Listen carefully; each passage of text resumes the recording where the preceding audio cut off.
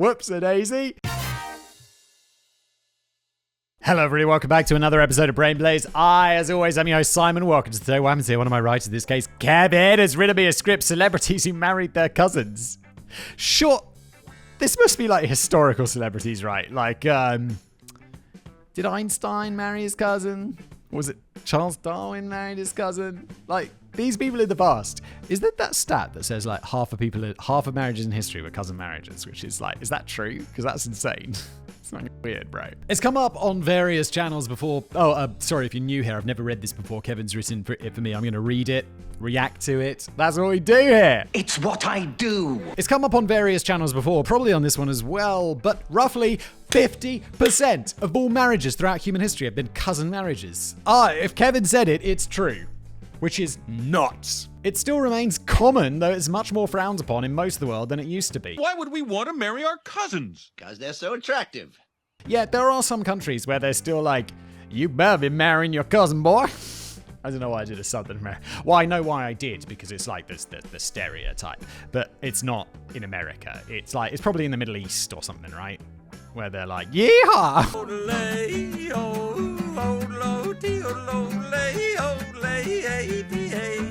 You get down to that creek and you marry your cousin right pronto. Trying to think of a typical name. Cletus? Sorry to every Cletus watching. Thanks to the power of science, humans have learned that genetic diversity is a good thing, and keeping the bloodline pure could have severe consequences in the form of physical deformities and mental impairment. How did it take us so long to figure this out? Like, cousin marriage was common until relatively recent history, despite us looking at like every royal family ever and being like, why is it so fucked up? It's because they keep fucking each other. We are brother and sister. What of it? It's like, yeah. That's why. At least we've learned that when it comes to humans, despite the fact that genetic diversity is important for all animals, people insist on breeding pugs that can barely breathe.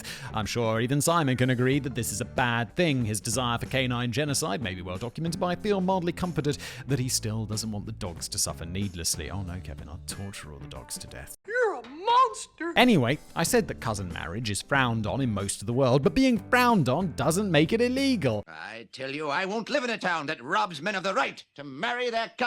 Hello there, just interrupted today's video to tell you about one of my absolutely favorite sponsors, and that is the magic that is Vessi. Look, maybe it's so autumn is now here, or fall, as you call it in America, and the rains are coming, the leaves are falling, and you might think, oh, gonna get some wet socks, gonna accidentally step in a puddle. Oh no, but not with Vessi, because they are 100% waterproof thanks to a technology called Dymatex. And you might be thinking, well, in that case, Simon, my socks aren't going to get wet with water from puddles. They're going to get wet with sweat, because I've worn boots, but like Wellington boots, water boots. You know, the waterproof big rubbery boots. We call them Wellingtons. I know Americans call them rain boots, maybe.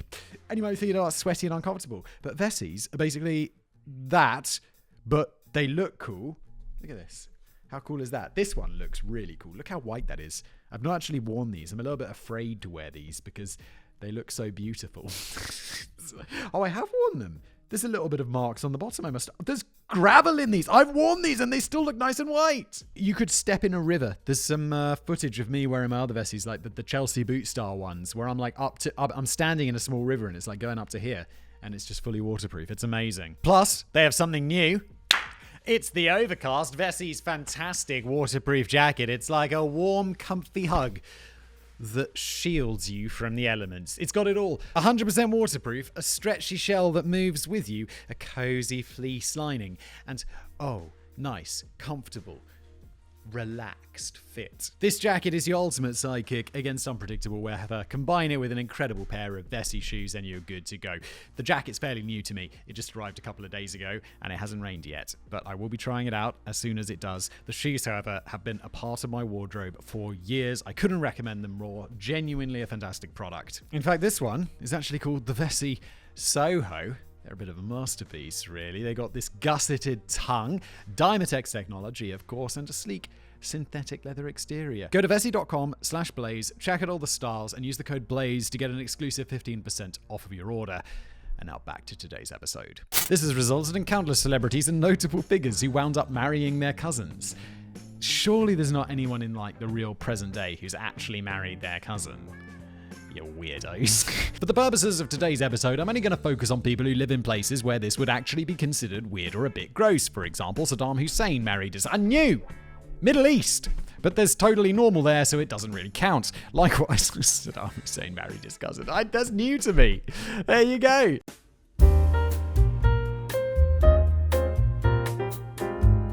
Likewise, I'm only going to focus on people whose familial relations are close enough to raise more than a few eyebrows. It's true that Kevin Bacon and Kira Sedgwick found out almost 15 years after they got married that they're both ninth cousins once removed. But who gives a shit? Yeah, that's basic. Ninth cousin once removed? What are you supposed to do? Like, find out about all these people and then avoid dating? That's a load of people. If you go back far enough, we're all cousins somehow. But there are more than enough celebrities who married close relatives, so I don't really need to rely on such technicalities. Charles Darwin! I knew it! He's back in the day. Please don't let there be modern ones. I have a feeling there are, though, aren't there? Weird. Charles Darwin was born to a wealthy family in Victorian England. While cousin marriage was becoming much less popular in England at the time and was increasingly taboo, it wasn't the biggest surprise that wealthy families would continue to engage in the practice to protect their position within the aristocracy. It's like, how do we set up the social structure? Oh, let's just set it up so that there's a load of fucking incest. Like, what the fuck? But if there was ever a dude that should have known better, it'd certainly be Charles Darwin, wouldn't it? We'll get to that, though. Charles had been close friends with his first cousin, Emma Wedgwood, from a young age. She's Wedgwood of Wedgwood fame, right? Like the people who make plates and shit. She was only 9 months older than him, which would have made them perfect playmates as kids. When Charles was older and wanted to take an extended voyage on the HMS Beagle to conduct his scientific research, his father was strongly opposed to the whole idea. Emma was one of the people that stood up for Charles and helped convince his father to let him go on the voyage. The voyage on the HMS Beagle lasted nearly 5 years, but while Charles was away, there was a little bit of controversy. Charles is like writing in his diary. It's so funny because it's Charles Darwin. And he's like, Day 769. My sexual desperation. Every day I think about my cousin. She's bathing a top deck. I meant sunbathing. Fucking Charles Darwin. You should know better, Charles! His older brother, Erasmus, that's a name and a half, isn't it, had been mired in controversy for allegedly sleeping with their other cousin's wife, so Erasmus and Emma were meant to be paired off to keep the scandal out of the papers. Because apparently even 200 years ago, people couldn't get enough stories about rich people and their naughty scandals. One of Charles's first orders of business upon returning to England was to ensure that this marriage didn't take place, though there was actually nothing to worry about. Emma had turned down numerous marriage proposals, and by this point she was spending most of her time caring for her sick mother and older sister. She was a caring woman, and she also was cultured and intelligent as well. Sounds like she cared for old Charlie's penis! Sorry, I don't know where that came from. It's not appropriate. And intelligent as well, being fascinated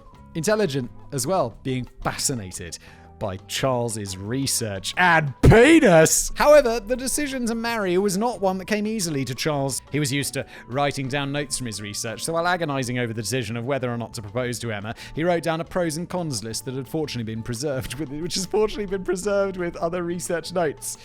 Pros. Hot. Lots in common. Intelligent. Cultured. Cons. My fucking cousin! According to Charles Darwin, some of the cons of marriage were things like having less money for books.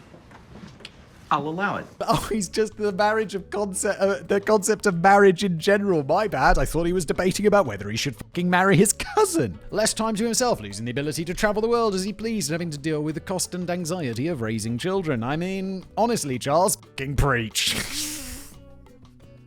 Like, I love being married. Like, generally. Say that again. Like, genuinely. Nice catch. Like, that's the phase of my life I'm in. But it's very different to my phase of life 10 years ago, especially before having kids, when you're like, what shall I do today? I don't know, whatever the fuck I want. As for the pros, there was the joy of raising children, or more specifically, the joy of making children. Having a wife would also provide him with a companion and a friend in old age who would be better than a dog anyhow. Quoted quoted, "Pray, Charles, that your wife never finds that list, Charles." Charlie, come on. Don't write down that sort of Just do it in your mind. You've got a big brain. Just be like, pros, cons, or do it on a blackboard. I don't know, Charles. It's the past. Just use a blackboard. Looking at the list, Charles actually seems to have written down way more cons than pros, but I guess the idea of being an old man with a human wife instead of a dog was appealing enough to tip the scales. He proposed, and Charles and Emma were married in 1839. The couple had 10 children together, 3 of whom died while still children. Probably not because of the incest thing, it just was the past, they died. Although humans had at least somewhat figured out this tens of thousands of years ago, it occurred to Charles that perhaps the death of his children was his fault, then maybe inbreeding was a bad thing. Oh, okay, I was wrong. It was the inbreeding thing. He had observed that plants that were bred to increase genetic diversity had stronger offspring, and theorized that his own inbreeding may have had the exact opposite effect on his children. Charlie was right! As Charles pondered over this dilemma, his ideas were picked up by Francis Galton, the founder of eugenics. That guy. This guy's a real jerk. Interestingly enough, Charles and Francis were also cousins. He's gonna fuck him as well. Jesus. Albert Einstein. Einstein was one horny dude. While he is best remembered for his theories of special and general relativity, You know, it's the theory you only tell your relatives. Albert had a remarkably scandalous romantic history. He met his first wife. Oh, I was right about this. Didn't I mention Einstein is also marrying his cousin? His first wife, Minerva Marit. They met when they were students together at Zurich Polytechnic University. Albert was only 17 years old at the time, and he was enrolled in the physics program there, but he was already deeply in love with Marie Winteler, who he had met a year prior. But Marie wasn't at school with Albert. She was off day 706. She was off working as a teacher, and Albert was horny now. As anyone who goes to college out of state will tell you, it doesn't count as cheating if you're in a different zip code. Albert fell in love with his fellow student, and in 1902, Minerva gave birth to a baby girl while visiting her parents back in Serbia. In 1903, the couple would get married. That's already scandalous by itself, though nobody actually knows what happened to the child. It's believed that she either died of scarlet fever as a baby or was given up for adoption, but it remains a mystery. Of course, it didn't take long for Albert to regret his decision and for his eye to begin to wander. He wrote letters to Marie, telling her what a mistake he'd made and how he wished he'd married her instead. Day 700. I was wrong about the zip code. But she must not have felt the same way, because there's no evidence that anything ever came of that. Albert is going to have to find somebody else to cheat on his wife with. That's his only option, because he's horny now! And that person was his childhood friend, Elsa Einstein. Very horny. Elsa, who was a couple of years older than Albert, had gotten married and moved away when they were teenagers, but in 1908, she and her husband divorced, and she came back into Albert's life. Bada bow bow! And straight into his bed! Oh, Elsa was Albert's second cousin. Oh, of course, that makes it perfectly acceptable. Oh, that's okay. Second cousin. I don't know any of my second cousins. I'd meet my second cousin and be like, oh my God, you have the same name as my... I probably wouldn't even mention it. Be like, you have the same name as my mother's side of the family, which I'm not going to mention because it's always what they ask of you when you phone up the bank. They're like, mother's maiden name? What is your mother's maiden name? What's her first name? I just knew her as Ma! I'd be like, oh, is it? Where are you from? Southeast. Where specifically? Kent. More specific. Is your like uncle on that side called Richard? He'd be like, hey, it's you. Elsa was Albert's second cousin on his father's side, which isn't quite as taboo. While numerous places have legal restriction on first cousin marriage, almost everywhere is okay with second cousin marriage. Of course, Elsa was also I'd see that as perfectly fine unless I knew, and then it becomes weird. And if you find out later, still weird. Third cousin, fine. You'd be like, with third cousins, you'd be like, fine with that. I'm totally fine with that. I think that's not incestuous, right? Like, that's far enough. It's like Kevin Bacon. No one thinks about like ninth or whatever. Third is like, you definitely don't know these people. And if you do, your family's got way too much time on its hands. Of course, Elsa was also Albert's first cousin on his mother's side. Oh my, wait. So they're cousins, because there was incest earlier on, and then he's also the first. Oh no, that's worse, Albie. I can only imagine that the Einstein family tree looked like a ball of yarn back then. The two began having an affair, and Minerva finally found out in 1914. She took the kids and moved back to Zurich, though they didn't bother actually getting a divorce for another 5 years. But Minerva was no fool after all. She was the only woman in the physics program at Zurich Polytechnic with Albert. He was seeking a divorce so that he could marry Elsa, which meant that Minerva had the upper hand in negotiations. As part of the condition of their divorce, divorce. She demanded if Albert ever won a Nobel Prize, he had to sign over the cash to her. Oh my God. In some ways, if that was my situation, I'd be like, I mean, yeah, that's a bummer, but also the fact that you actually think I'm going to win a Nobel Prize is like, that's legit. He agreed, and just 2 years after the divorce, he won the Nobel Prize for Physics and the cash prize of $15,520 and nearly $300,000 in today's money. Can you make change for a Nobel Prize? Albert was free to marry his cousin, and the two would remain married until her death 17 years later. But like I said, Albert was a horn dog, so he wouldn't remain faithful to his cousin wife either. His first cousin and second cousin wife, if you want to be specific. Only 4 years into the marriage, he started banging his secretary, who was also the niece of his good friend. Stop it. Get some help. Elsa was well aware of this, but she chose to stand by him. Given that, I can only assume she was also well aware of the at least 3 other women that Albert was cheating on with her before they finally moved to the United States in 1933. Wait, and then he moved to the United States and never cheated again, because that's how it works. America is great because America is good. Jerry Lee Lewis. Jerry Lee Lewis is considered rock and roll's first real wild man. I don't know Jerry Lee Lewis. Of course you don't. I mean, the name's vaguely familiar, but I couldn't tell you what he did. But he eventually got a little too wild for the general public. You may know him for his 1957 hits Whole Lot of Shakin' Going On and Great Balls of Fire. Well, I know him for Great Balls of Fire.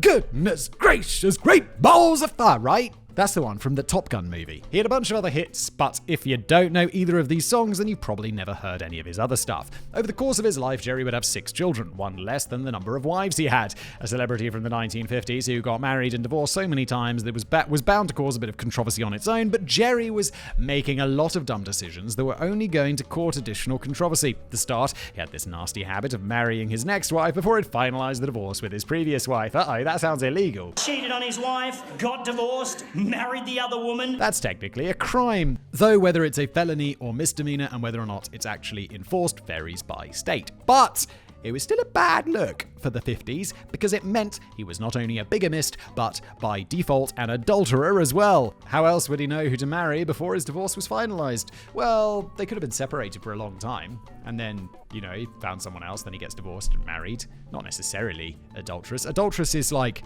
that's not about marriage, right? That's about whether you're a... Right? Am I making sense? But in 1957, Jerry would nearly destroy his career with his third marriage. At 22 years old, Jerry got married for the 3rd time. Bro, you're 22. What are you up to? Brace yourself. To his 13-year-old first cousin, Myra Brown. Jerry, no. Half your age plus 7 is 18, Jerry. No, Jerry, no. And also, that is definitely a crime, Jerry. And the crime is rape, Jerry. Myra gave birth to the first of 2 children when she was 14. This was all too much for the public. Before he had even gotten divorced from his second wife, and he had taken a 3rd wife. That's not what people are worried about! That's not the major concern here. A wife who was not only a child, but also his cousin, and they were already having babies. While Jerry claimed not to see anything wrong with any of this, it doesn't matter what Jerry thinks. That's why laws exist. It's like, it's fine that I killed Bob. I think that's okay. Bob was a bellend. He had it coming. He had it coming. He only had himself to blame. And it's like, yeah, but it's not fine, is it? It's not fine. What the f***? While Jerry claimed not to see anything wrong with any of this, he had... Oh, sweetie, I think you hit the wrong button. While Jerry claimed to not see anything wrong with any of this, he also originally lied to the press by saying that Myra was 15 and not 13. Not better. No, why did you lie then, Jerry? Either he or his publicist clearly thought something was wrong with the whole thing. Who the fuck is your publicist? They need to be fired immediately. You're being let go, your department is being downsized, you're part of an outplacement. We're going in a different direction, we're not picking up your option. But it's not exactly a great lie to tell either. Marrying your 15-year-old cousin is better than marrying your 13-year-old cousin, in the same way that hammering 1 nail through your dick is better than hammering 3 nails through it. Yeah, fair. Yeah, right then, that seems fair enough, really. And her real age was easily verifiable with public records anyway. Jerry, he's like, the internet doesn't exist. How will anyone look this up? I don't know, Jerry, use your fucking paper. Use your brain. I mean, not even you. You're probably dumb. Use your publicist's brain. And if your publicist is dumb as well, hire a smart publicist. Jerry brought Myra with him on his tour of the UK against the wish of the promoters, and people were so weirded out that the tour was quickly cancelled. Good. Nice to know people in the UK being like, Jerry, that's fucked up, mate. No. No. No. Oi! Jezza! It's fucking weird, Jezza! Overnight, he went from making $10,000 per night. Oh my God, that's a lot of money back in the day. That's a lot of money today, but it's a lot of money back in the day. To getting paid $250 a night to play at local bars. Isn't that still pretty decent money to like play at a bar? Surely that's worth like 10 times as much now.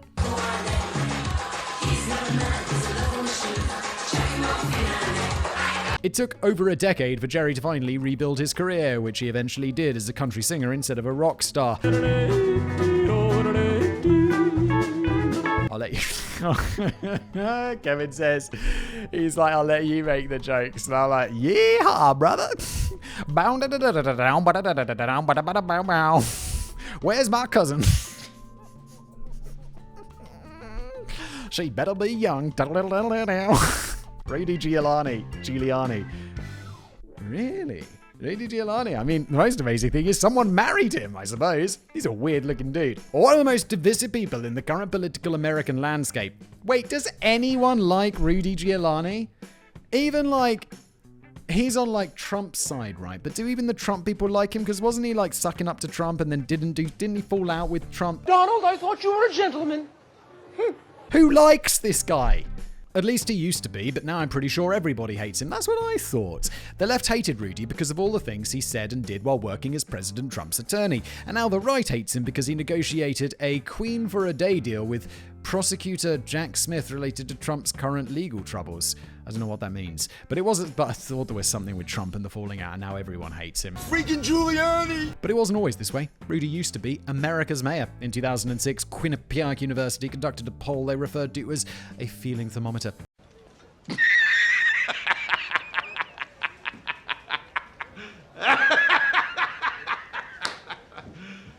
You serious? Respondents were asked to rank how warm or cold their feelings about a given politician were, and Rudy was red hot, with 63.5% of those polls saying that Rudy gave them warm, fuzzy feelings. He was absolutely on top of the charts. Did Rudy Giuliani used to look different or something? Because no one's getting fuzzy feelings from Rudy Giuliani.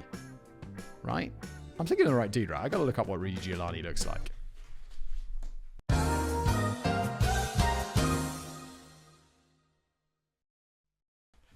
He looks exactly like I imagined. And if you've never had to deal with Rudy personally or listen to him outside of a rehearsed press conference, it's not hard to see why. He was tough on crime in a way that was actually effective, and crime in New York City fell by 56% when he was mayor. Okay, cool. That seems like a good job. Crime decreased nationwide during the 1990s, but New York City alone accounted for 25% of the total crime drop from 1993 to 1997. Holy shit, Rudy.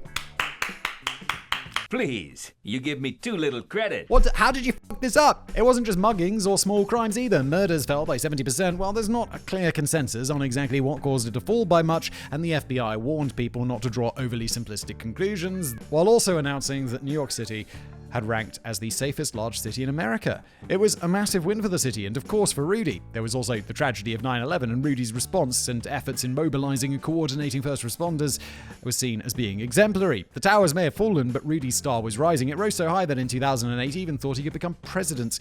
Obviously he couldn't, because that's not what happened, but it certainly wasn't unreasonable to think that he might have been able to take down the Republican primary. Seems so. He seems bloody good, to be honest. I don't know what went wrong. Why does everyone hate him? Let's find out. But before Rudy could become America's mayor, he actually had to win a mayoral election. This was hardly a foregone conclusion going in, and a 1993 memo first posted to the Smoking Gun website years later showed that Rudy's campaign strategist had one specific concern. Rudy's first marriage was fucking weird. In 1968, Rudy had married his second cousin, Regina Peruggi. Even though first cousin marriage is still legal in New York, really, both and second cousin marriage are absolutely considered weird. They're weird. Okay, so second cousin's not okay. That makes sense. That is weird. But what's even weirder is how Rudy responded to the news being brought up. He unsuccessfully tried to downplay the family relation and claimed that they were third cousins, and stated that he married his cousin by accident. But how? So I married her by accident. I met her at the family Christmas do, but I didn't realize she was my cousin. I thought she was just a friend of the family. And the only thing weirder than marrying your second cousin, other than marrying your first cousin or your sibling, is saying that you're married them by accident. Rudy didn't just show up to the wrong church on the day of his wedding and just marry whoever happened to be there, which isn't even how that works because there's paperwork to fill out beforehand. I don't know how he could have accidentally married Regina. That's why Regina rhymes with fun. And the claim that they didn't know each other were cousins were true seems pretty much impossible. Rudy and Regina had been childhood friends before getting married in their mid-20s, and they were married for a full 14 years before getting divorced. Just never came up, did it, Rudy? Never came up. Which he claims they did as soon as they found out they were cousins. It seems unlikely that they could have been friends since childhood without anybody ever mentioning that they were cousins. And at the wedding, surely at least one person would have recognized that they were related. It's like a small crowd here, isn't it? Like, it's weird. It's weird. Oh God, are we the same family? I don't know if it's just an American tradition or if you guys in Europe do it as well. I'll tell you, Kevin. But at a wedding here, the groom's family sits on one side of the church and the bride's family sits on the other. I think we do that. Why do I not remember that? I'll tell you, Kevin. I think that's true. Yeah, you'd have to think that a lot of people at the wedding would have looked across the aisle and been confused by just how many of their relatives were sitting over there. This is literally the reason why they used to say in the church, should anyone present know of any reason that this couple should not be joined in holy matrimony, speak now, forever hold your peace. They're cousins. Okay, maybe not literally, since they were still legally allowed to get married in this case, but they had to know. The groom and best man would have been chilling up by the altar for a while before the ceremony began, so there was plenty of time for a surprised relative to sneak up and make sure that he knew he was about to marry his cousin. But at least Regina had a heads up about the divorce. She described Rudy as manipulating his priest friend who had been their best man at their wedding to get the Catholic Church to annul the marriage, so she may not have been on board with the decision, but it was still handled privately and with her knowledge. That's more than his second wife, Donna Hanover, could say. Rudy decided to handle that divorce extremely publicly by holding a press conference in which he announced that he'd be separating from his wife. Oh, no. Oh God, had he not told her or something? The press conference was coincidentally how Donna found out about the divorce. Holy shit. Rudy, you bell. Dick move, yes! It was hardly Rudy's most well-received press conference. That honor is reserved for the only thing about Rudy that probably still makes anybody smile, when he held a press conference to dispute the 2020 election results in the parking lot of Four Seasons Total Landscaping located between the crematorium and the dildo store. If I were you, I would stick to marrying your cousins. That was the one where they thought it was booking the Four Seasons Hotel. Whoops-a-daisy. Thanks for being here. Cons. My fucking cousin!